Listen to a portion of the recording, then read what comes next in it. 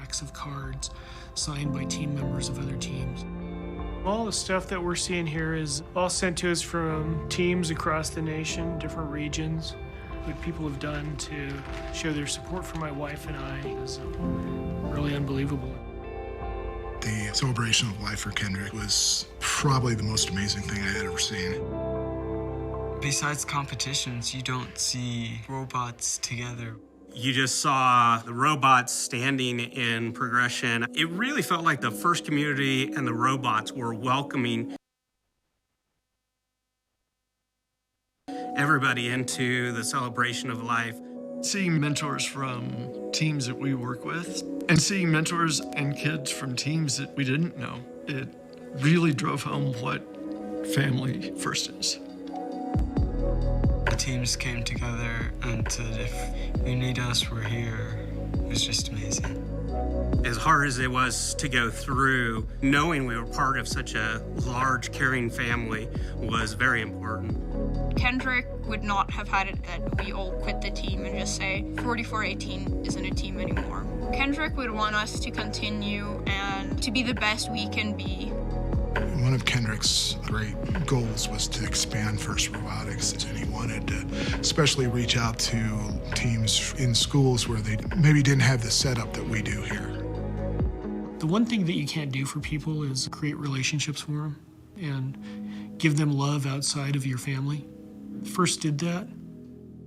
It was the gateway to let him meet people and create great relationships. FIRST is more than a program, it's a family. The outpouring of support showed me the side of FIRST that I knew existed but never had quite seen.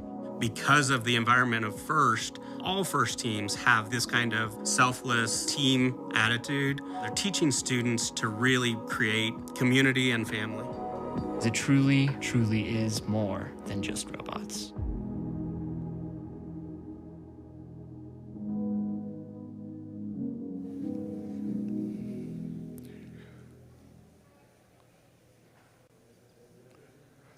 Welcome back. I am DJ Knight, and we are here again at the 2020 launch of the FIRST Robotics competition game, Infinite Recharge. Now, here on FIRST TV, we're going to be doing a lot of joyous things leading up to the actual reveal. So in about an hour, you're going to get a little bit more info on this year's game. So keep watching right here for exclusive interviews, maybe a visit from your favorite droid, something awesome, and your favorite innovators are going to stop in as well. Of course, all of that is happening right here on FIRST TV, so tune in. But for right now, I have some lovely guests that I would like to bring in. We've got Team 2877, the Lagerbot. So if you would, give us a little bit about like your name and how long you've been on the team. My name's Matthew, and I've been on the team. This is now my third year. I'm Sammy. This is my fourth year on the team. I'm Annika. This is my first year on the team, but I'm coming from FLL. So the preparation is there. Nicely done. I'm Asa. This is my fourth year on the team. Okay, so most of you have been on the team for a good amount of time. Now, how many people are on your team total? We have about 50 registered in STEMs, and we can have up to 70 at a meeting, usually. That is a massive meeting to have people coming in, 70 people to talk about building the robot. That is actually pretty sweet. Now, how many seasons has your team done overall? How long has your team been in FIRST Robotics? I believe this is our 11th. Okay, so it's a team with some veterans, got some length, got some skin in the game. So do any of you have any predictions about what you expect to see in this year's game? I think we all do, and we all have so many different ideas of what it could possibly be, but no one really knows. The FIRST game designers always are really good at giving us a nice surprise. They are pretty good at surprises from what I've seen thus far. It's a nice change of pace because you never know what to expect. Now, for the people watching at home, can you explain how you're feeling being here at kickoff, preparing for this year's game? I'm just really excited. I know that once we get home, it's just going to be nonstop going until competition. Just really excited for it. This is the best time of the year. It's like I've been waiting so long, and now we're finally going to get to do stuff. It's amazing. I love that answer because I can think of two songs immediately in my head that sing "It's the Most Wonderful Time of the Year," and that was like 2 weeks ago. So now we're right at the real best time of the year. What about yourself? I mean, it's my first time, and I'm really excited because I've done FLL since maybe 4th or 5th grade. So, and the Lagerbots hosted FLL, so I kind of got to like see, familiar faces, and I've been wanting to be on this team forever, and so it's really cool to like finally see where it all starts. So for the people at home who are uninitiated, FLL is First Lego League, which is a joint thing between First and Lego Education, where students that are like 8 to 12-ish learn how to build automated robots with Lego kits. So it's actually super impressive that you kind of have had some lead in. So it's not just coming in blind. What about yourself? How are you feeling to be here at Kickoff? So it's always, we've all had so much anticipation of this moment. We've been spending all fall preparing really hard, and now we get to go. Build season is just such a fun time. It's a lot. You get to learn so much during your build season, and you get to do really cool things in that competition. You meet really cool people. I just can't wait to get this thing started. It's gonna be great. See, that makes me happy. I can feel your excitement, and that gets me more excited, which is fantastic. So thank you very much for your time. It's been a pleasure to meet you all, and I hope you enjoy the rest of your kickoff.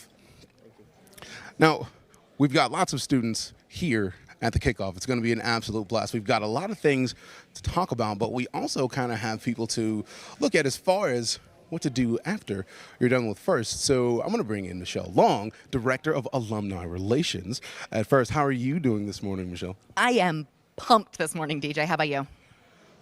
I'm shaking right now. Like I can feel it. It's palpable. Like just feeling the excitement of not only the students here, but feeling the excitement of everybody that's been here, even the people that are just around for the rehearsals or the parents that are here that really don't understand fully what's going on with the robots. So for the people at home who are really just finding out about it First, what do you do in Alumni Relations? Yeah, so Alumni Relations is really everything after our formal programs end. So everything after high school, which is most of people's lives. So the point of First Alumni Relations is to keep our alumni both supported and ultimately involved with First. And we do that through a variety of different ways, including the First Scholarship Program, internship opportunities, and lots of networking opportunities to connect our alumni to one another. So are the scholarship opportunities and the just alumni connections, are those the kind of resources that students have or participants have once they leave First, or are there anything else as far as resources that people have access to? Oh yeah, so we've got tons of resources on the First website at firstinspires.org/alumni, including a new resource that we've just launched this week called the Alumni Handbook, and it is intended to be everything you need to know about how to take advantage of your First experience for the rest of your life. Okay, so I feel like that leads me to another fantastic question. When it comes to what First does with these students, how does First prepare our students for professional life after they leave First? Yeah, so a lot of people look at First and think, we build robots, but there's so much more to being on a First team. There are people on the business side, marketing, finance, programming, everything you can imagine. And all of those things build marketable skills for careers. That's everything from, what we would call hard skills, technical stuff, to what is sometimes called soft skills, which are the ability to speak in front of people, to work in a team, etc. All of that is necessary when you get your first job, your second job, and really for the rest of your working life. Definitely. Now, when it comes to that, what advice would you give to new participants in First and how to prepare for becoming a First alum? That's an awesome question. So a couple of pieces of advice there. The first being stay involved, explore everything on your team. Don't just pigeonhole yourself into one position. Really take advantage of all that First has to offer. If you're going to events, don't just stay in the pit, explore, meet new people, experience everything that the event has to offer. And then lastly, take advantage of all of the benefits that are available to you as a participant and ultimately as an alum, including the First Scholarship Program, which has over $80 million worth of scholarship opportunities from about 200 providers, those internship opportunities, and then connecting with your fellow alumni across the globe. So I have one last question for you. Yeah. This is the First Rise season powered by Star Wars Force for Change. How does First make you a force for change? It First has changed me and turned me into an advocate and someone who is relentlessly passionate about STEM education and opportunities, especially for those who are underrepresented. And the ability to do that this year is even more exciting than it is in the past. So, last question. Have you seen the latest movie? Of course. I have a Star Wars tattoo, DJ. That is good to know. Actually, I'm slacking on my tattoo game, so apparently I need to up my game and get some tattoos as well from Star Wars. Thank you so much for your time, Michelle, and I look forward to seeing your reactions to Kickoff. I'm so excited. I'm excited. Thanks, DJ. Thank you. All right, so we've got...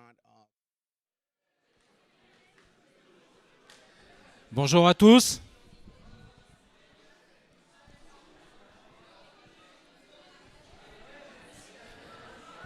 Bonjour à tous.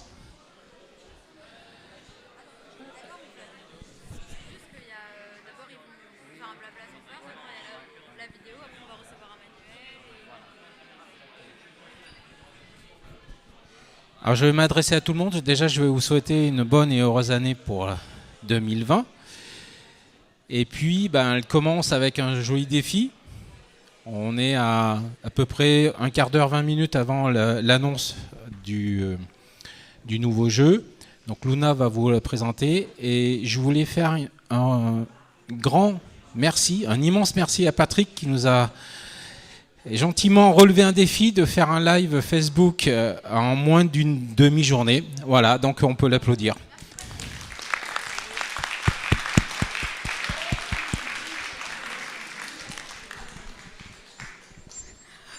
Bonjour, je vais vous expliquer rapidement comment ça va se passer ce soir. Donc là, on est actuellement en direct des États-Unis et c'est un direct qui est diffusé par l'organisme FIRST, donc l'organisme de la compétition. Et donc dans un quart d'heure, en fait, on va recevoir une vidéo que toutes les équipes vont recevoir en même temps.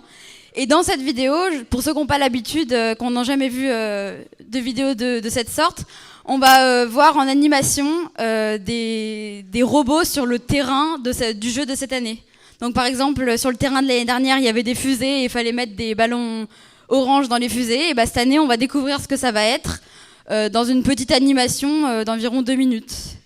Et une fois qu'on aura eu cette animation, donc par contre c'est en anglais, hein, désolé pour ceux qui parlent pas anglais, mais une fois qu'on aura eu l'animation, il y aura des dialogues avec les organisateurs de FIRST, ils vont faire un tour sur le terrain, beaucoup de blabla, mais ça va être pour attendre, ça va être pour patienter pour avoir le game manual, donc c'est un petit carnet qui va contenir toutes les règles de la compétition de cette année qu'on va devoir scruter, lire attentivement avec toute l'équipe pour pouvoir préparer la saison. Donc voilà, pour l'instant on va les entendre parler de Inspire, machin. Bon courage.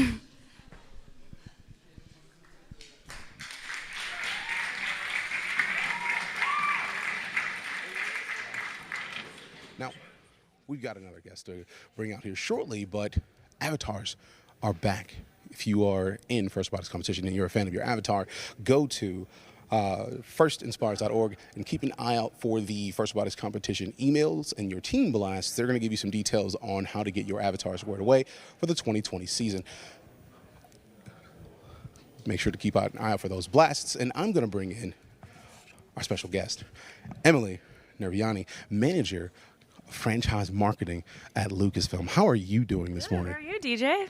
I'm pretty fantastic. I like how you came prepared with all of your Star Wars gear. Like, I'm rocking the BB-8. She's got lots of the Star Wars gear. It's Star Wars'd out here. So how are you feeling this morning? Good. We're really excited about seeing the game finally revealed. We've been working on it for so long. Now, what are you most excited for with this year's game? Well, I can't reveal too much just yet, but I will say that Disney and Lucasfilm worked really hard on crafting this year's game story, specifically for the FRC game, and making it Star Wars inspired. We also had the help of some Disney Imagineers as well to help craft this year's game stories, so we can't wait to see what everybody thinks about it. So I'm pretty excited to see it as well. Now, for people who aren't in the know about it, what is the Star Wars Force for Change? So Star Wars Force for Change was actually started as a philanthropic initiative to help inspire and motivate our fans to use their fandom for good. So when we sought out to work with FIRST, we saw a natural connection between Star Wars droids and the robots in the FIRST community. So we knew it was going to be a perfect fit. And for over 40 years now, Star Wars has inspired audiences around the world to dream big and find the hero within themselves, and FIRST has done the same for their community around the world as well. So we're really excited to work together, and together our mission is to inspire the next generation of heroes and innovators, specifically in STEM fields, since those fields are really important into creating Star Wars stories. Definitely. Now, since we're speaking of Star Wars stories, what's your favorite droid? My favorite droid is R2-D2. You gotta love R2-D2. He always saves the day. He's just the real MVP, and he's such a loyal companion and friend, and he just really is what makes Star Wars. You know, it's hard to disagree with that. Like, R2's been around the entire time, so it's like you get the chance to know R2 more than any other droid, so I can kind of... I love them all, but, you know, you gotta love R2. I think I'm partial to Dio. Now, for some crazy reason. Dio's the best. I agree. It's just the way he says, no, thank you. Now, one last question for you. When it comes to, like a few months ago, I believe that there was a series that was released called Galactic Builders. So can you give us a little bit of info about what Galactic Builders is? Yeah, we had a lot of fun creating the Galactic Builders series, which is available on the Star Wars Kids YouTube channel. So what we did is we had the opportunity to take FIRST students behind the scenes at Disney and Lucasfilm to see how STEM is used to bring Star Wars stories to life. We went to Star Wars Galaxy's Edge at Walt Disney World, and we met with Disney Imagineers who showed the students how audio animatronics are used in the parks. We also went to Industrial Light and Magic to see how visual effects bring Star Wars droids to life through motion capture. And then I think we're going to be showing one of my favorite episodes, which is with Matt Denton, the creator of BB-8. And he showed the students how he used his robotics and engineering skills to create one of the most beloved droids in the Star Wars universe. So I was already jealous of the FIRST students because they get to build robots. They got to meet Imagineers and go to ILM. So how was it to be even a part of getting that show off the ground? So it was such a great experience. We had so many people involved and helping us work on it, from our FIRST partners to our Imagineers and our some of our mentors at ILM, and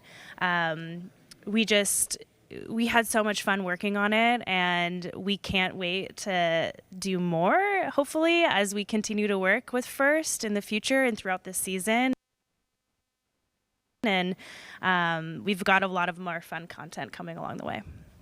Good to know. Thank you very much for your time, Emily. Now, we could stay and talk Star Wars and talk Galactic Builders all day, but I feel like it's coming up on the time where we need to be heading into the gym and preparing for the kickoff. And I know you guys at home are ready for that as well. So while we head over into the gym, how about you have a look at Galactic Builders for yourself? See you in a bit.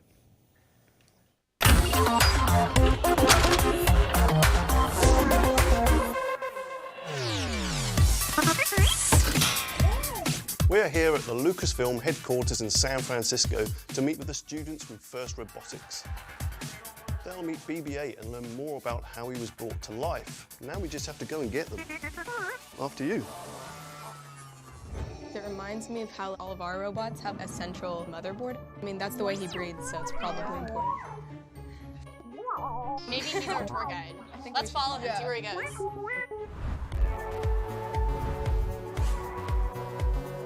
Hi, I'm Samyukta. And I'm Avanti.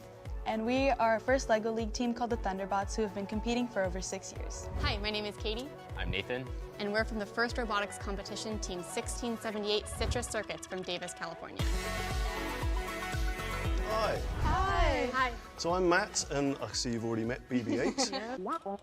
So I've done 25 years in the film industry, working on animatronic creations. I'm one of the creator and operators of BB-8, from an engineering standpoint, that is. What's the biggest difference between like making a rolling droid versus another droid like R2-D2? Well, R2-D2, for one thing, he's very stable. He has 3 wheels. With BB-8, his body is the wheel. And the way we do that is that he has a fairly large weight in the bottom of him, and then he has some gyroscopic sensors. It's a bit like what you have in your phone. You can tilt your phone around and do games like that, and if you touch him, he'll restabilize himself. I never took much thought into it. I'm like, okay, it's probably all just CGI. But after he showed us everything and told us how BB-8 was made, it just changes your whole view. So how does BB-8's head move around? Is the body like a giant magnet? Well, in this universe, we have the Force. So we can no, we don't. We have the force of magnets, you're absolutely correct. So straight through the center axis of his body, there's a stalk that comes off of it that moves around, and the sphere, if you like, doesn't touch this top part. There's some magnets in here, and then the head sits on top, so wherever you move the stalk, the head will follow. So one of the interesting things is that he doesn't have a battery in his head. In fact, what we're doing is transmitting power through the body, so if I take the head off, you should see the light go out in the eye there.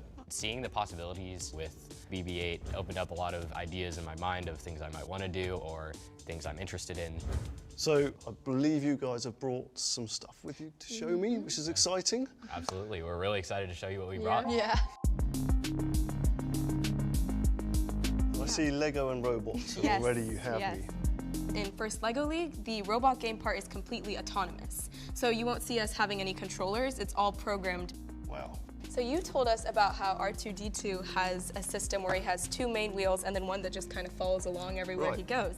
So that's actually a system that we've incorporated into most of our robots. Right. So this here is called a caster wheel. And they use casters on R2-D2s? Yes. It's basically our version of the R2-D2. Yeah. That's very cool. I can really see how it would have advanced my learning in robotics, especially with the Lego aspect of it. I would have just loved that. All right, so this is our robot. During the game, our goal was to score those yellow panels over there and those orange cargo balls into this structure. Wow, it's zippy. Again, in film, we usually cheat. We have several robots that do different tasks. So trying to get to do all one thing is really cool. I love the way all the bits it's just, yeah, amazing. I can honestly say I really don't know how I would get over some of those challenges, and I think it's amazing. It just shows what a team can do. Well, I've had a really fun day meeting you guys. It's inspirational to me. I want to go away and build more stuff. I'll be looking out for you in the future. Maybe there's some future droid builders that come and join our team. My favorite part of First Robotics is the skills that you learn, both the technical skills and soft skills, like collaboration and communication. Realizing that the design process was pretty much the same for BB-8 and also our little robots was something that was, I think, really inspiring. This year, Disney and Lucasfilm, BB-8 and myself are teaming up with Global Robotics Community First as part of the Star Wars Force for Change philanthropic initiative. We're on a mission to inspire the next generation of heroes and innovators and hopefully some future droid builders. Learn how you can get involved at firstinspires.org/firstrise.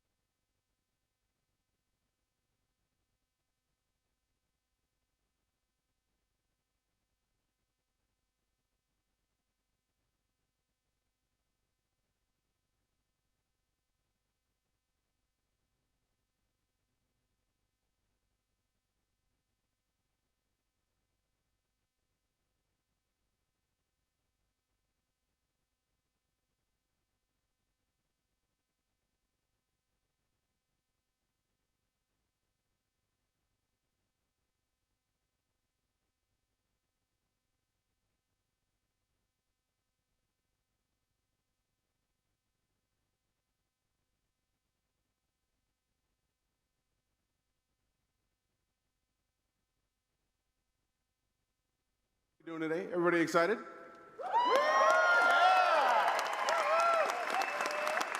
You know I am too. So I'm hanging out with Anish. How are you doing today, Anish? I'm doing pretty good. Glad to hear it. So What team are you on? I'm from team 1517 Amped Up. Is there any of your team here with you?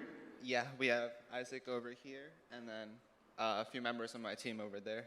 Yeah. Okay, so you got this team spread out a little bit. Nothing Yeah, wrong with that. okay. Now, how are you feeling to be here at kickoff? I'm pretty excited. Okay, so any predictions on the game? I'm hoping to see some new methods of scoring and maybe some new styles of climbing this year. Interesting. Yeah. That's a very specific question. We'll find out very shortly. So I feel like, as much as we could talk about this all day, I feel like we're about a minute out. So let us get out of here, and we'll see you very shortly.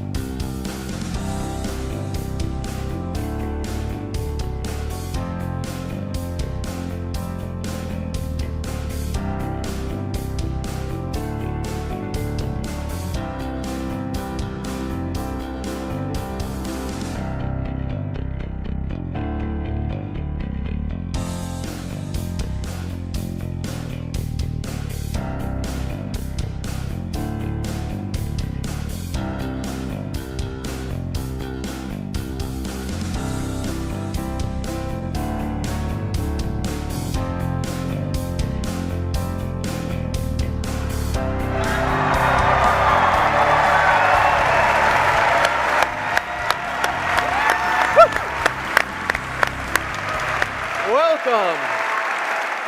Woo. I like it. Yeah. 2020 has arrived. Welcome to the 2020 First Robotics Competition Kickoff, coming to you live from the home of First in Manchester, New Hampshire. I'm Blair from First Headquarters. And I'm DJ Knight from Twitch. Thank you for joining us at one of the over 160 local kickoffs taking place around the world. We have nearly 3,900 teams who are eager to see this year's game. Now, this season, the First Rise, powered by Star Wars, Force for Change, inspires us to work together to strengthen and protect the force that binds us all. And together, as a global community, we will rise if we think deeply, collaborate inclusively, share generously, in keeping with the spirit of First, our gracious professionalism at the forefront of everything we do. And with the recent passing of Woody Flowers, who gave Rise the gracious professionalism, we want you to strengthen your resolution to keep GP at the forefront of everything that you do. This year's Infinite Recharge Challenge, which we'll be unveiling soon, is unprecedented in scale. And as you can see behind us, its core element is powerful. Now, think of this pulsing energy back here as a manifestation of the collective wisdom and the strength, the experience, the intelligence, the creativity of the First community. In fact, the energy level of First teams is what's needed to make this year's game truly successful. Energy, energy, energy. You're going to provide a lot of energy in this year's game. And we got a lot of energy this year, too, some from friends. Our friends at Disney and Lucasfilm are right behind you, cheering on your success. So right now, let's hear from them. Hello, First Robotics competition teams. We're so excited that this year Disney and Lucasfilm have teamed with First as part of the Star Wars Force for Change philanthropic initiative. Daisy, John, and I, yes, and BB-8 and Dio are happy to welcome you to today's event. For the last 4 decades, Star Wars has inspired generations and audiences around the world to imagine the impossible and to find the hero within themselves. As a robotics community, First has done the same for millions of students, creating a movement to prepare young people for the future. Here's a very good friend of ours to share more about this year's season and your program challenge. BB-8, just wait 1 second and you'll find out who it is. Hello, First teams. I'm Mark Hamill, and welcome to the 2019-2020 season. Through this year's theme, First Rise, powered by Star Wars Force for Change, we're exploring what it takes to build a stronger, more sustainable future And together, we will shape the first city to thrive today and stand the test of time. As First City grows and rises into the stars, we collect the energy around us to fuel our ascent and secure our future. Because energy not only powers our city, it protects it. In infinite recharge, forces threaten the future of First City, and together we must shield our greatest resources from dangers to protect the citizens, culture, and history of our planet. With assistance from your trusty droids, you and your crew will race to overcome obstacles and collect renewable energy cells to charge your city's shield generator and protect First City. Through the power of collaboration, you'll bring hope and strengthen the force that binds us all so that together we rise. Thanks, Mark. We can't wait to see how you and your teams have learned to work together to tackle the challenges facing First City.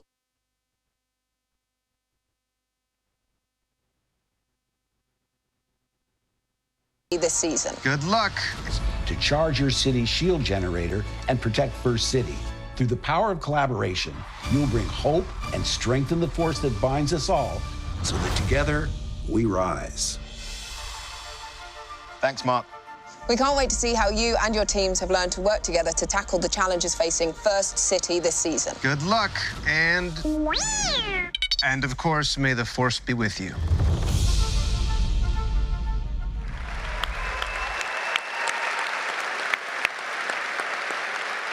A big thanks to them for all their help with the challenges here. And you got a couple of teasers in there, didn't you? You heard about power cells and shield generators, and I wonder what that could mean. We have a speaker here. Well, he's new to First headquarters. He's only been in Manchester about a month, but he's not new to First. He was on the First scene in New York City for many years, helping down there. Please welcome the new president of First, Larry Cohen.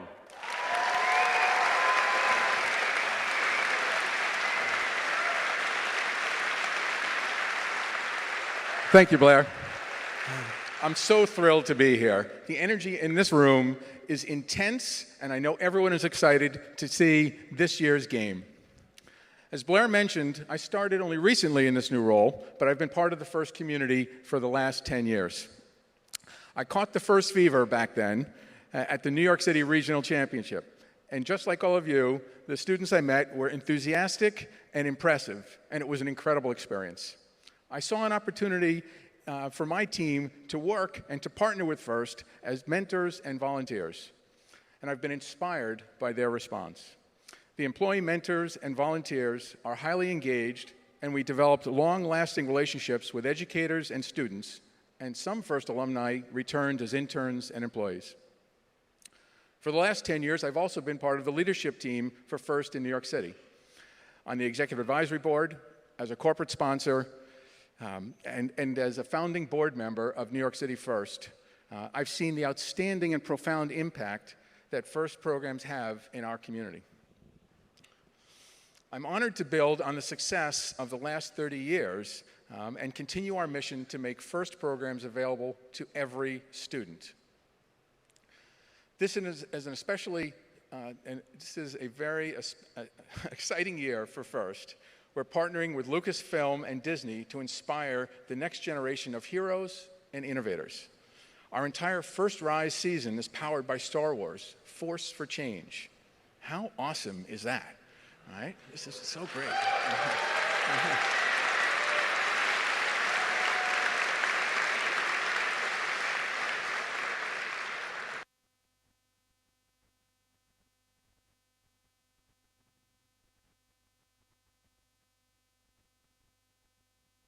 Inspired by Star Wars Galaxy and our own global community, we're working together to use technology to build a stronger, more sustainable city in infinite recharge and in our world. For many of you, both students and mentors, these next several weeks are the busiest weeks you'll have all year. Mentors, thank you for devoting your valuable time to inspiring your students. And students, I hope you'll tackle this season by working together to explore new skills and ideas, to be innovative and inclusive, to strive to have fun. I know what you learn in First will make you better prepared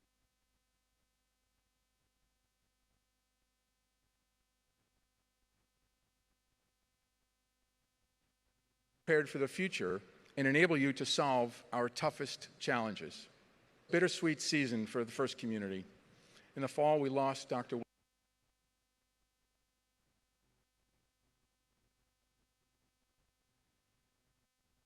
who helped Dean develop the first robotics competition and coined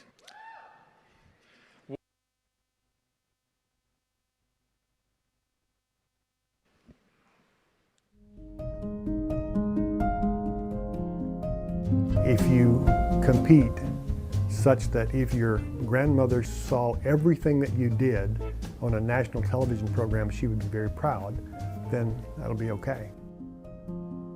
Let's start by talking about fun. You will have fun. It will be quite intense fun, and it will mount and become joy. Joy will happen when your team says thank you, when your robot actually works. And as joy builds, before long you'll experience some happiness. And happiness is really nice, it's a big deal. Your family will see you laugh. They'll also see you grimace some because of this hard fun stuff, but it's really good. That builds and finally starts to become satisfaction. Now, satisfaction is really good stuff. We humans love that feeling. It's a big deal, but an even bigger deal is having a meaningful life. So getting a meaningful life is really up at the top in the hierarchy of good stuff. It means you feel needed and loved. You might even find some contentment. Think of FIRST as a catalyst in a chain reaction. Each collision releases human potential, which feeds an exponential expansion of additional human potential. FIRST students seed this opportunity explosion by being informed, being creative, and thinking hard, all three, all the time. FIRST students mix objective truth and human warmth. They can be wise and be rational. They use both sides of their brain. They are our future. This is a celebration. This is good stuff.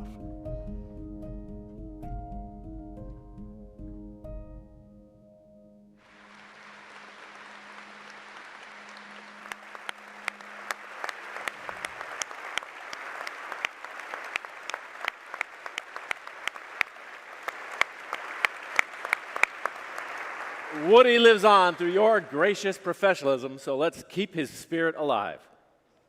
Now today, FIRST teams are spread out all over the world, all waiting for this game, which they will all play on identical playing fields, beginning with identical kit of parts.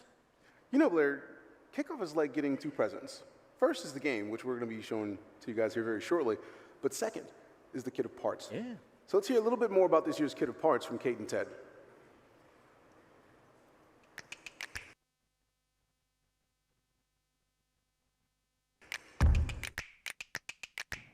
Hi, I'm Kate. And I'm Ted, and we oversee the Kit of Parts. The 2020 Kit of Parts system is a variety of resources for teams. Before we dive into those, we want to thank all the generous donors that help make the Kit of Parts happen.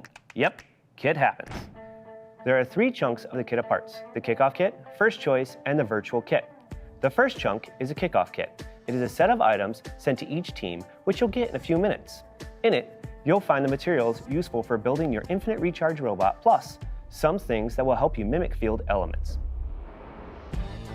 One of the first things you should do is inventory your kit. If anything is missing or damaged, please let us know in your team's First Inspires account by noon this Friday. The second chunk is called First Choice. It's an online store hosted by Andy Mark where teams can trade credits for parts. It opened in November and round 2 starts today. New items will be added and teams get more credits, so make sure you log into your team's account and make your round 2 list. Lists lock on Thursday at noon Eastern. Each team has their own login. Credentials are visible to the team's lead mentors 1 and 2 in their First Inspires registration accounts. Heads up, once you head to the First Choice by Andy Mark site, have a credit card on hand. Because teams are responsible for shipping charges, you'll need the card to unlock the priority list feature. Unused round 1 credits carry over to round 2, but credits don't carry over from season to season, so use them or lose them. Don't know what you want?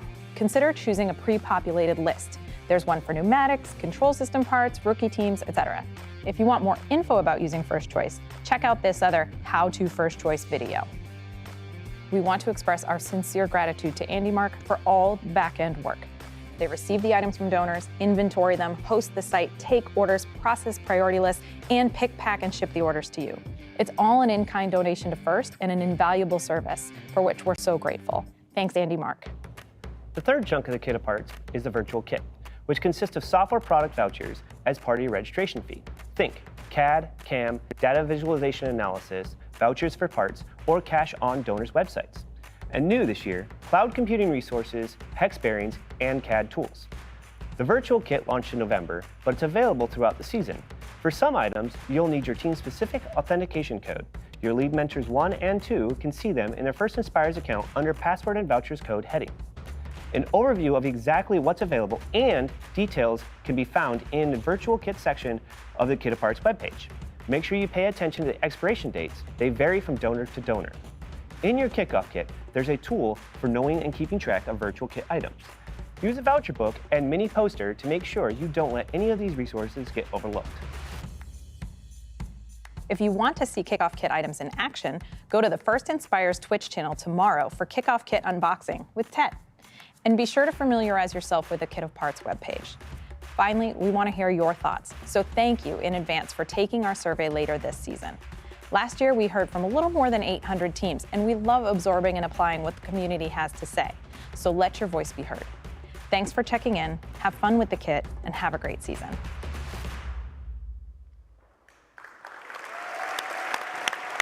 All right.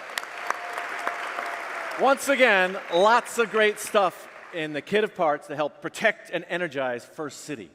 Now, First City is constantly being monitored from First HQ to ensure safety and access to all First community members. In this kickoff, we've got a special treat for you. We have a never-before-seen, behind-the-scenes look where 24/7, 365, the First Robotics Competition Situation Awareness Team is monitoring First Robotics Competition.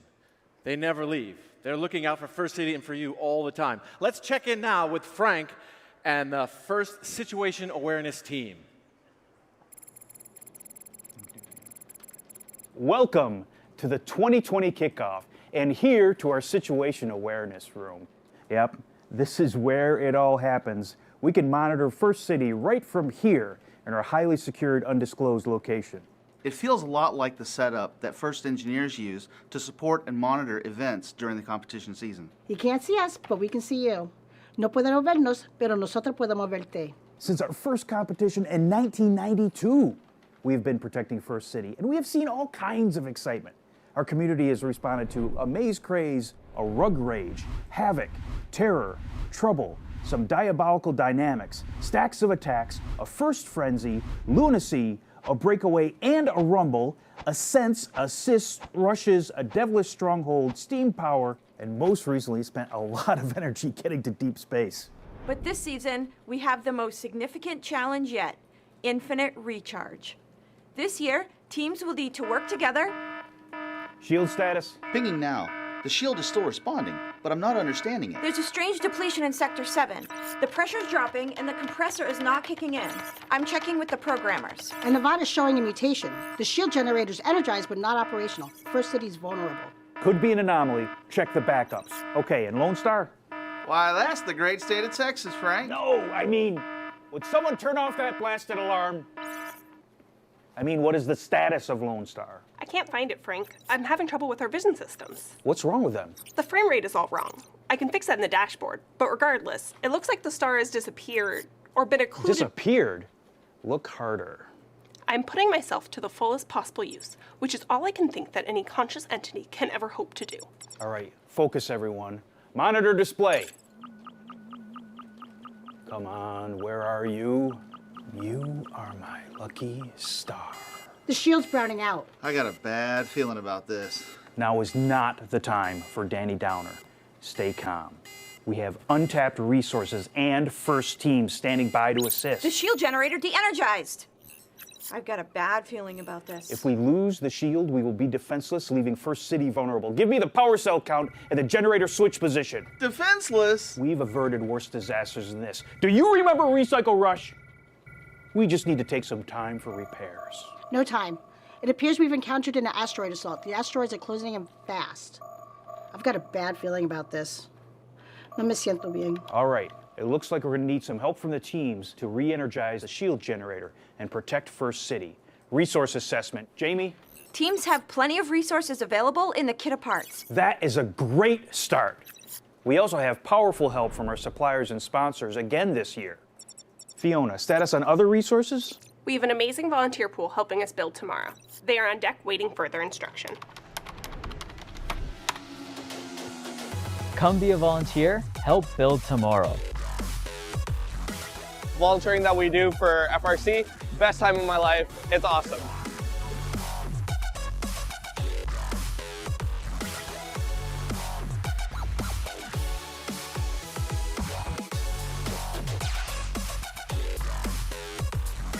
At FRC events, there are more than 120 people that are committed to making a difference for everyone involved.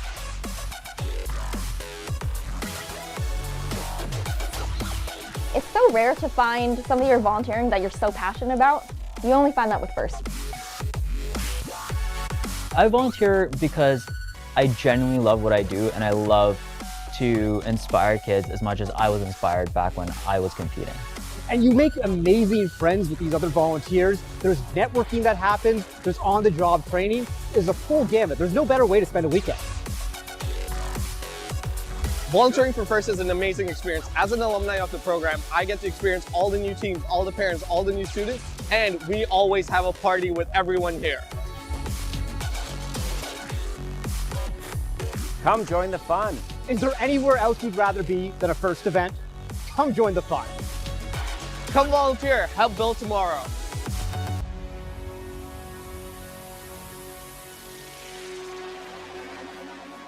And we can always use more, especially with First City vulnerable. Naomi, what do you have? There's another resource doing big things which we can leverage from our alumni sector.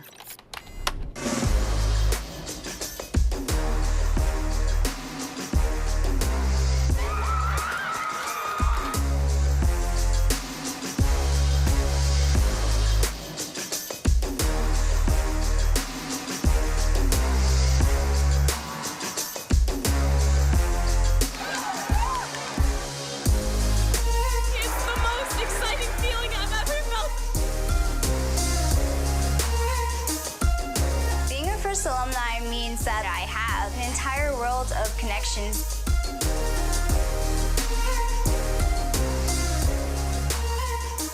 It allows me to volunteer and give back to the community.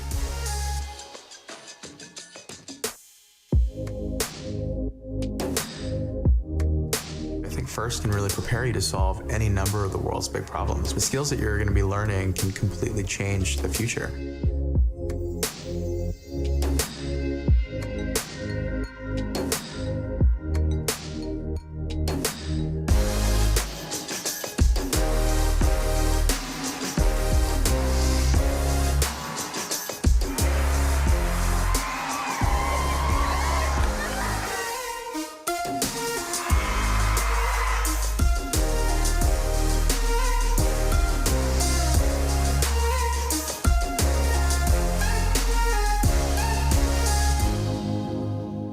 We'll definitely need their drive to see this through. Danny, other assets? If there's one person with the energy and vision to help us avert disaster, it's got to be Dean. Of course, the founder of First. Let's get Dean on the monitors. And I'm here with the founder of First, Dean Kamen. Greetings, greetings. Dean, in that situation awareness room, we saw there's another emergency coming up. An impact is imminent, and they're looking to you for help. Do you have any guidance you can give us? So the first thing I can tell you is a couple of crummy little asteroids hurling towards First City. Am I worried? If you had a bet on the outcome, if you knew you had teams of smart, focused, courageous people that are going to use technology for good. Little asteroids don't bother. By the way, we have a few separate teams that are conveniently here this year. I think you all know that over the years, the largest single supplier of teams among our 3,700 corporate sponsors is the United States Department of Defense. They have over 1,000. And in this room right now, I believe we have a bunch of people from the United States Air Force. Stand up wherever you are.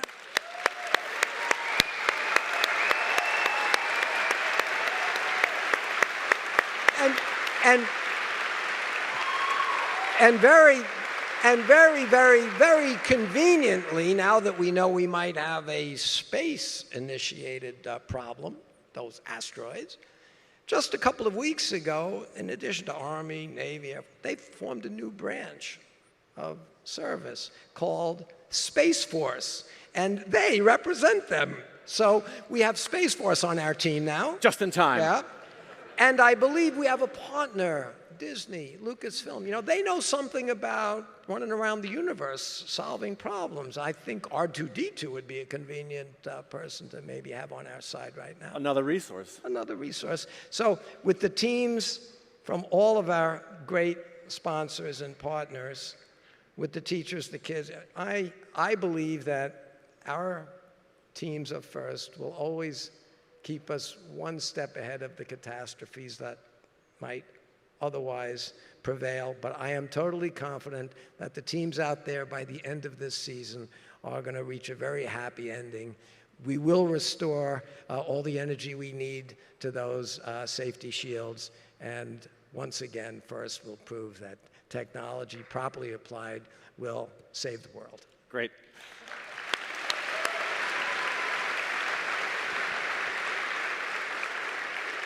So don't give up those travel plans of the championship quite yet.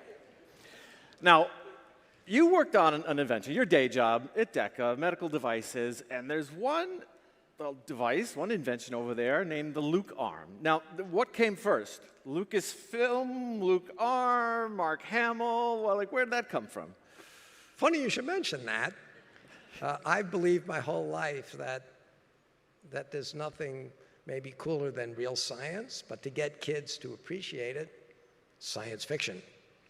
And as I've said for 30 years, the only difference between science and science fiction is timing. And in every generation, people with great imaginations have some science fiction. Jules Verne, rockets. You know, every generation aspires to accomplish something that nobody believes is possible. They call it science fiction. The next generation, applying real science, real engineering, solves that problem. It turns out that in the first of the Star Wars episodes, you might all remember Luke Skywalker. Mark Hamill lost his arm, and in the process of them fixing it, you realize it was in fact prosthetic. A few years ago, the real United States Department of Defense and DARPA asked me and my company up here to make real replacement prosthetic arms for our soldiers that have given their arms for this country. As the project developed and it started looking really good, we decided we'd call the project the Luke Arm Project, because much of what we did was being done by kids that are now scientists and engineers in the real world, because they were inspired by the science fiction of Star Wars. So to me, what goes around comes around, and seeing Mark Hamill now, 30 years later, demonstrating the kind of respect and the partnership between one of the most recognized brands and bringing a force for good, bringing Disney and Lucasfilm to help FIRST become more scalable around the country and around the world is fantastic. And the Luke arm is now on dozens of our servicemen, and we're just proud of everything that's going on here. Nice stuff.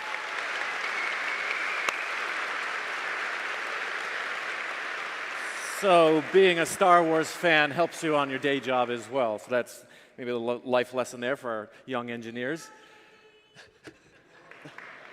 He loves you back. Thank you. So now let's move on to another theme this year, which is energy. You've always had an interest in energy. If you've been to Dean's house, it's really amazing. There's a geothermal pond, there's a wind turbine. So what started that interest in energy for you? Energy, I think most people don't really appreciate the importance. We take for granted energy, lighting, air conditioning in the summer, heat in the winter, transportation. It's well known by people that study this that access to energy in all of its forms, electricity, your computers, access to energy is the single most important determinant of standard of living and quality of life around the world. The problem is, as we move towards 8, 9, 10 billion people on this planet, if the average amount of energy consumed by those people that don't have any access to it these days came anywhere near the amount of energy we use, if you think global warming is a problem now, it would be a terrifying. So we have a terrible problem, don't we? If we want everybody to have a better quality of life and a higher standard of living, we need more and more and more access to energy. On the other hand, with more and more and more people having more and more access to energy, what does that mean, people? It means let's use renewables. Let's have more wind turbines. My house is covered with solar panels. We use geothermal. For all sorts of reasons, we all have to focus on creating technologies that will simultaneously allow everybody to have more of what we need, but do way less negative impact on our environment. And that will take real imagination. It will take real advances in basic science. It will take real advances in applied engineering. But again, as sure as I am we're going to have a happy ending to this little asteroid problem, I am quite confident that the next generation of kids coming through the first program are going to create whole new industries and whole new solutions to problems that will allow us to simultaneously create a world where there's enough energy that people aren't going to be fighting over it, fighting with each other to access it. Instead, we will all do better because we will have millions by then. We now are approaching millions of kids that have come through the first program that have, I think, not only the tool sets to create these new solutions, but they have the mindset and they have the vision and they have the courage, again, to use technology in the right way so that in the end, we're all going to have a better life and we're all going to deliver a better world to the next generation.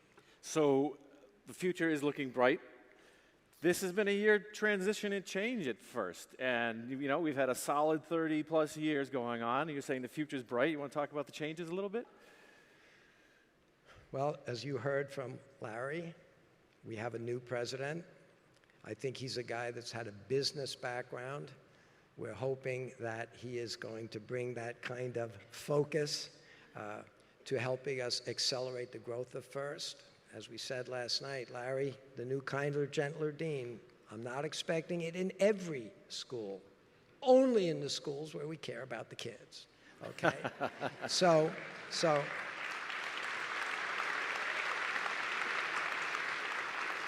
but another change we've had, as you've heard now multiple times, is we've lost, I'll say we've lost the physical Woody. We haven't lost the emotional, the intellectual, the guiding spirit. I mean, in the end, I hate to say this, people, but a person, we're all going to go, right? You know? But today, we still talk about Archimedes' principle. Archimedes' principle didn't go. The fact that we still call it Archimedes' principle, he gave us something. Ironically, things, no matter, even stone, it wears away. Steel, it rusts. The most enduring thing is an idea. Ideas don't go away. And I think while we may have lost the physical reality of Woody, you know, a body, it's just a machine to carry your head around. Your head's just a thing to carry your brains around. Your brains are just input-output device, eyes, nose. But in the end, what makes you special isn't the hardware, the software. It's the ideas that make you unique. And I think people that get involved with FIRST are becoming part of a bigger idea, an idea that it's not a zero-sum game, the idea that we can all do better by helping each other.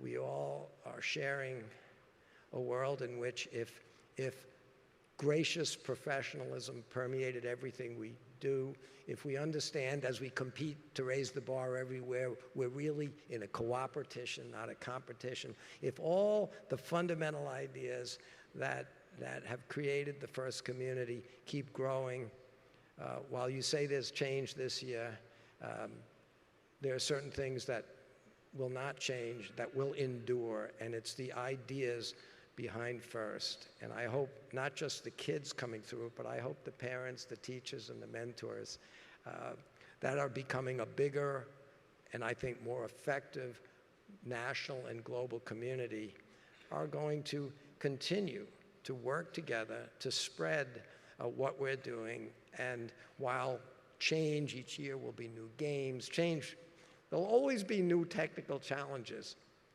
But as long as we stay ahead of them, we'll see. I mean, I always like to come up with a relevant quote.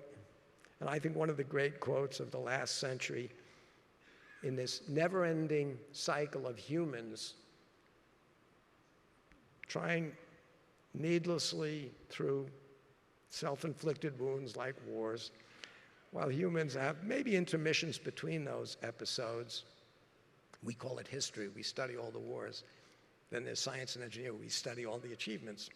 Well, the quote I would give you all on what change or change shouldn't be, in the middle of the last century, World War II, that was a really bad time of human behavior. But the then President of the United States,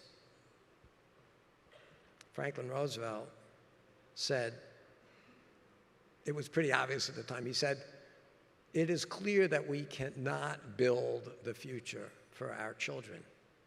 We had better build our children for the future. And I think what we're seeing here, and it's almost symbolically, and there's asteroids hurling at First City. What can we do? We can get together in teams. We can create new technical solutions to stay ahead of what otherwise would be catastrophic problems. So I think change is inevitable. It really is, and it's appropriate.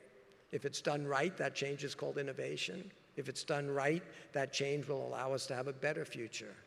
There are pessimists out there always, and every time there's change, they look for the downs. I've heard people today in modern time claiming that robots are going to destroy jobs. Robots are going to, they're terrible. Are you kidding me? Those are probably the same people that during the great, I don't know, in every era of time, in the beginning of the Industrial Revolution, oh no, a steam shovel, a bulldozer, it's going to take away all the jobs of those ditch diggers. I'm sorry, the amount of stuff we can move with a bulldozer is so much more than what a person could do with a shovel. It might have removed all the jobs of the ditch diggers, but it didn't put them out of work because we didn't just build little things. We started building superhighways. We started doing things you could never have done before. And there are way more jobs for people that can design bulldozers, build bulldozers, drive bulldozers. But every new technology can either be seen by a pessimist as something bad because the changes, or can be seen as an opportunity to go places and do things that we never even imagined. It was science fiction to your father and your grandfather. And today, these people that claim that robots, technology are going to eliminate jobs, yeah, they'll eliminate the boring, dangerous, frustrating jobs that we didn't want to do. Humans shouldn't be going into humans, I mean, think about the fact that if a robot can do a job that didn't require, I mean, every company I know, every tech company I know, not just the 3,700 sponsors we have, but every company I know is desperate. They can't find enough. My little company, I got 800 engineers. I need 100 right now. By the way, give me your resumes. And summer interns will take you too. My point is, if you're a pessimist, you see the downside of everything. if you're a realist, not an optimist, a realist, when you look at the new technologies we're developing today, whether it's robotics, artificial intelligence, machine vision, you name it, they're not only going to create whole new categories of jobs and new industries and solutions to problems that otherwise would have been impossible to solve. We are going to create a future for those people that are prepared for it, for those people that have come through first, for those people that understand how to apply technology properly, how to work in complex environments on complex problems under a lot of hype. I mean, FIRST is nothing but a microcosm of the real world. Every company out there is saying, I got to work faster, I got to work better, I don't know what my competitors are going to do, I got to ship this thing on time. You get to do that, but if your robot fails, you get to laugh about it. You get to learn from it. In the real world, I build medical equipment, we build life support equipment. We can't exactly laugh about it. So what you're doing is the best of all worlds. You're getting to see a microcosm of what your future can be if you're prepared for it. If you want to be a pessimist and you want to think the past was better than the future, you want to be afraid of technology, well, you can. I can't fix that.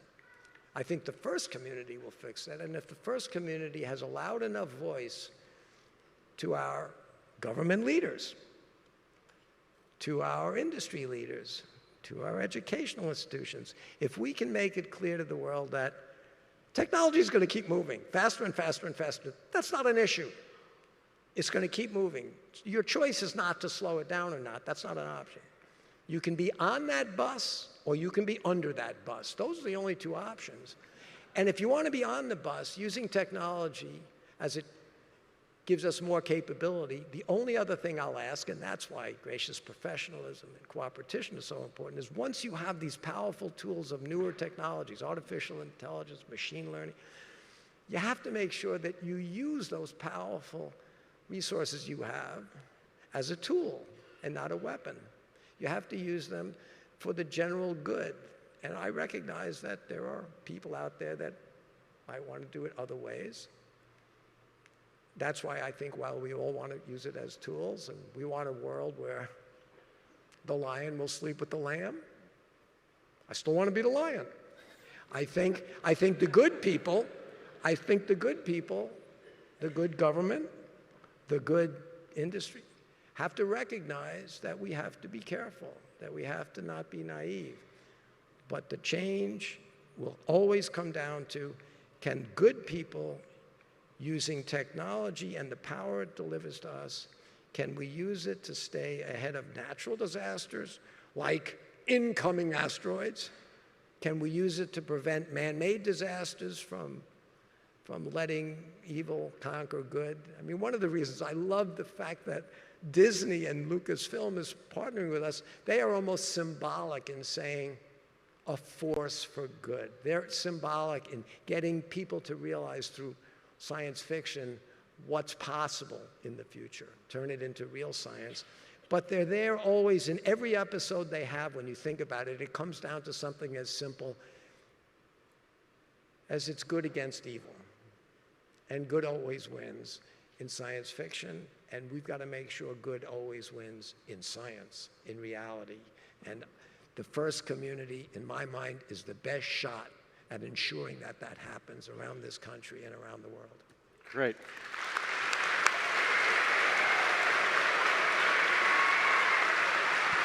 So it's always fascinating to hear Dean's perspective on the future and change is opportunity, and but the asteroid attack is coming, Dean. I'm betting on our teams. We got to move on. All right, I have one final question before we unveil the field. Just one. I've always wanted to ask this question, and not just me. Social media is out there. FIRST is on social media. We hear a lot of different people who want to know this question. You ready for it? No. What? There's something going on in the house. What is? Oh, my old friend is here. It's R2D2. It's R2D2. Come on down.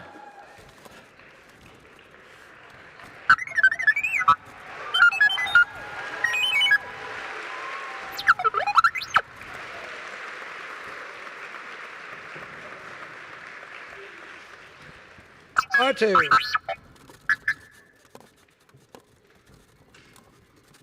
R2, welcome to the kickoff.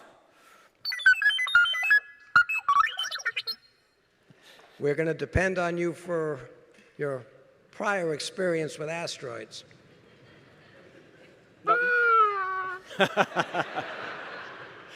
You've been all around the universe, but you've never been to a first kickoff before. How does this compare? I agree.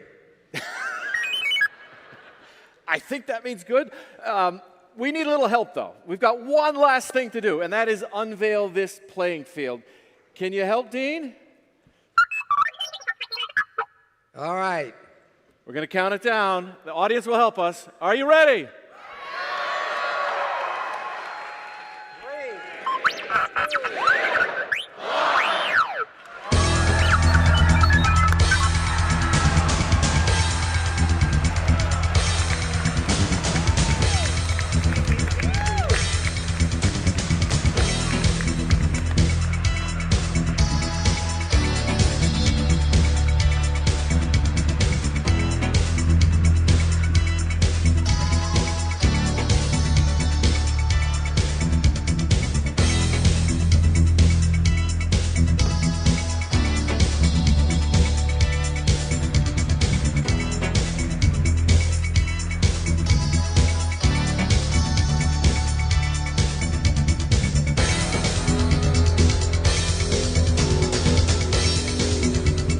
Welcome to the 2020 First Robotics Competition, and this year's game, Infinite Recharge.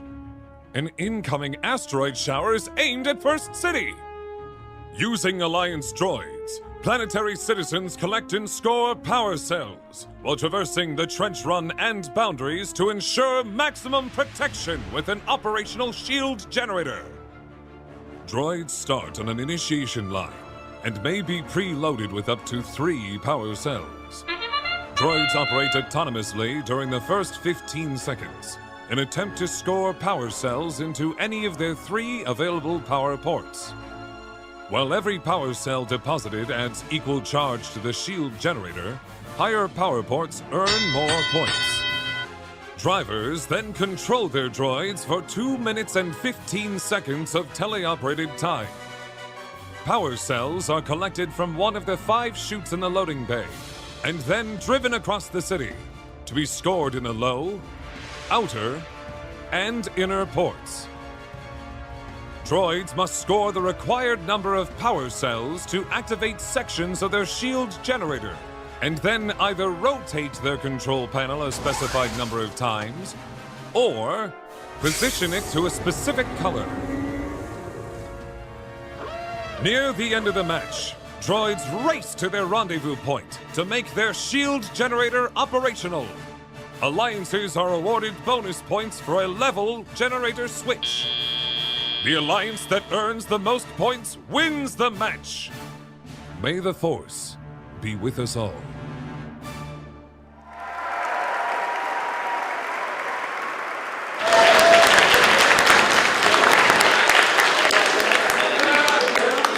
This field is awesome. So many cool fields, right? Yeah. And the autonomous period is back. Autonomous is back, ladies and gentlemen. And now we have someone, he's direct from that first situation awareness room. Please welcome First Robotics Program Competition Director, Frank Merrick. Blair, we are so excited for this game. We're so excited. Look, R2-D2 on the field. How cool is that? That is awesome. We want to say thanks to a couple of our sponsors. They contribute so much to us. First up, Disney and Lucasfilm been so generous this year, and as you can see from R2-D2 here, and just the theme of the field, the Star Wars theme of the field, we could not have done this without them. And of course, also, quick shout out to National Instruments. They are so critical to everything we do here in First Robotics Competition. I think it's fair to say that we would not be the competition we are without them. And one more talk, of course, it wouldn't be kickoff without talking a little bit about safety. Safety is priority number one in everything that we do in First. So please be safe out there. Please be safe off the field. Please be safe on the field. Very important. You want to stay healthy. And when you're on the field especially, you take a look at the size of this shield generator. This thing is huge. Please, please be very careful around it. Also, one final thing, just want to say good luck to all the teams out there, especially the over 400 rookies that we have worldwide. Over 400 rookies. So, be safe, have fun, work hard, and we'll see you at the competitions. Thank you, Frank. Now, teams, we know you want to ask questions about the field, and we want to fill you in on them. So if you are at home watching, make sure to type in the Twitch chat !Q followed by your question. And once we get done doing the field tour, we'll get to answering those. And remember that all of the rules, the dimensions are in the manual, and we will unlock the manual too in just a bit, along with the virtual field.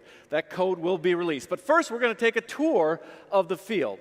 We will post all of the longer field tour videos on Twitch and on YouTube in a bit, so you can check those out as well. But this is just sort of an overview, and we're going to start with the shield generator over here. Hello, I've got Kelly. Hi, Blair. How you doing? I'm doing well. Happy kickoff. Happy kickoff. Okay, this is the shield generator. Mark Hamill mentioned it. Yes. This is what he was talking about. This is what he was talking about. So why don't you take us through like the overall structure of this? Yeah, so the overall structure is made out of just standard entertainment truss, and the shield generator is made up with the generator switches. There's two, one per alliance. They have hard stops that give a hard limit on their position.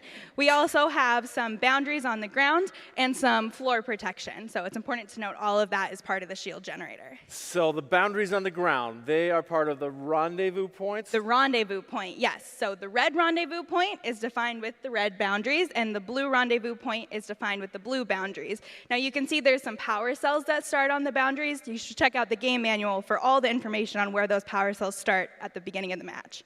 So let's talk about these generator switches. What are we doing with them? All right, so the generator switches are really cool and something we haven't seen before. We've seen teeter-totters before, and this is not like a teeter-totter. So these pivot back and forth on that bar there at the top. And they have kind of two different ranges. There's a level range, and then you can hit your hard stops, which is your maximum and minimum range. So when you're up against the hard stop here, you'll notice that this bottom corner is above your robot starting configuration. So if you keep your robot in starting configuration, you'll always clear underneath the generator switch. What that also means is you're probably going to have to get out of that starting configuration if you're ever going to interact with the rung and hang on this generator switch. Got it. All right, so the shield generator has these lighting pieces, those elements as well. What are those all about? So these lights are activated at different stages in the match. And so you're going to want to check out the game manual for more information on that. And also make sure you check out the field tour video for the information on the dynamics of the generator switch. We go into a little bit more detail there. Awesome. It really is awesome. All right. It is. Nice job, Kelly. Thanks so much, Blair. I'm going to send it over to DJ and Ted now at the PowerPort. Thank you, Blair. Now, I'm here with Ted from the game design team. Now, Ted, I'm looking at the PowerPort. I would love a quick rundown of what it does. Sure. So the PowerPort is the area on the field where teams can take the power cells that they collect and deposit them for points. There are three areas that they can do that. The bottom port, which is the rectangle down below, the outer port, which is the hexagon, and you'll notice that the bottom three sides are actually outlined in reflective tape, and that allows the robot to target the goal. And then the inner port, which may be hard to see from the side of the field, but straight on, you can see back inside, you'll see that circle. So it's giving teams the ability to have a robot that can kind of come back, like fire out, maybe reach up, throw it in there.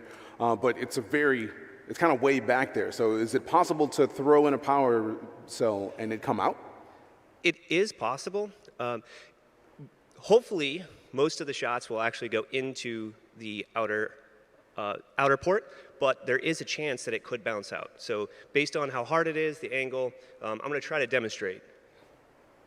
No, missed. So the angle on the top actually helps deflect it back into the middle port and actually keep it inside. Awesome, awesome. So let's pass over to Blair back at the control panel. All right, I'm over here at the control panel with Amanda. Happy kickoff. Happy kickoff. Now, the control panel looks a little like the Wheel of Fortune dial, but it's not. This is your baby, right? This Yes. is yours. Tell me about it. It spins, right? It spins. So this is the control panel, and this is a unique field element we have this year where teams are going to have to actually interact in different ways to kind of unlock different achievements on the field. So how hard does it spin? Let's see. Not at all. You can do it with your hand. Yep. Does it free spin? Yeah, it will keep spinning on its own. The Lazy Susan does have a little friction in it, so we'll slow it down eventually. So there's a Lazy Susan in it. I can imagine the teams at home thinking, how are we going to replicate this? How will they replicate that? Well, they're in luck. In their kit, they're actually going to have the exact Lazy Susan that we use on the field.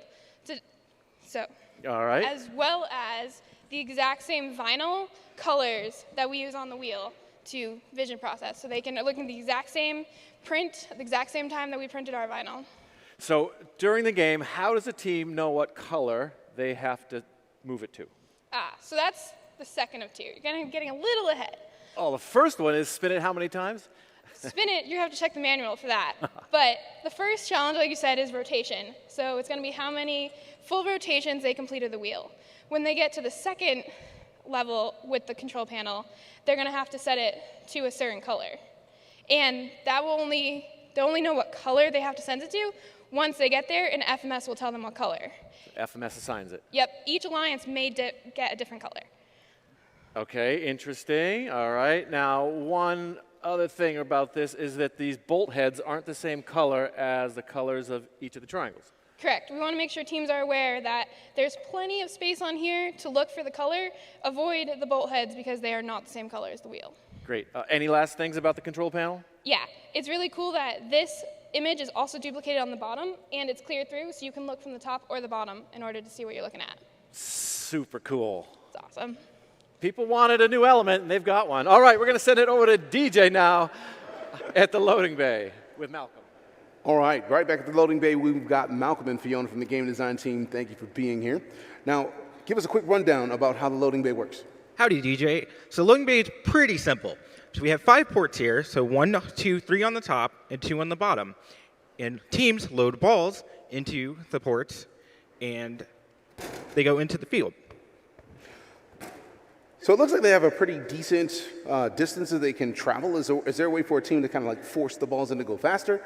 You can try as hard as you want. You put them in there, the ball is going to go about the same distance every time. Now, one of the things I like about the field element is that the cells are not air-filled like you would expect them to be, so that kind of limits their ability to move as well. But is there anything that can help these teams out when it comes to loading, when it comes with the chutes? Yeah, absolutely. So if you notice that there's a higher one and 2 lower ones. So when you can get flush with this, but be wary because there's a corner station this year, and it's harder to get flush with that edge over on the side here. Whereas this one you can also get flush with because this is parallel as well. Indeed. Now, what are the racks for? Can we get a little quick rundown of that? So the racks are really important. So this is where you store power cells from when you take them from the corral after they've been stored in the power port. So you take them and you put them on the rack, and this helps everyone have a good visualization to know how many balls are back there. Read the manuals to know the exact count. Definitely. Now I'm going to reiterate, read the manual, read the manual, read the manual. Great stuff. Really interesting field. The detailed field tour videos will be played at the end of our show after another game animation and also be posted online, YouTube and Twitch as well. Read the manual and check out those field tour videos. Now, after we reveal the game manual and the virtual field code, we're going to roll the credits, and we're going to come right back here onto this field. So if you're watching at home or if you're here and you have Twitch loaded up, exclamation Q, space your questions in the chat. So when we come back, we can answer your questions. So this is our final segment we're moving into. So for our audience here in Manchester, we invite you to come closer to the field if you'd like. Go pick up your kit of parts and start brainstorming and building a robot. Or stay right where you are and watch the final segment. We're going to roll the credits in just a second, which include the field code, the code reveal. But we need a little help, and we've got a little help.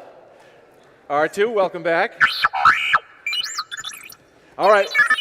One more time. Let's count it down to the code reveal. Are you ready? I think that's yes. Can we get some help? 3, 2, 1.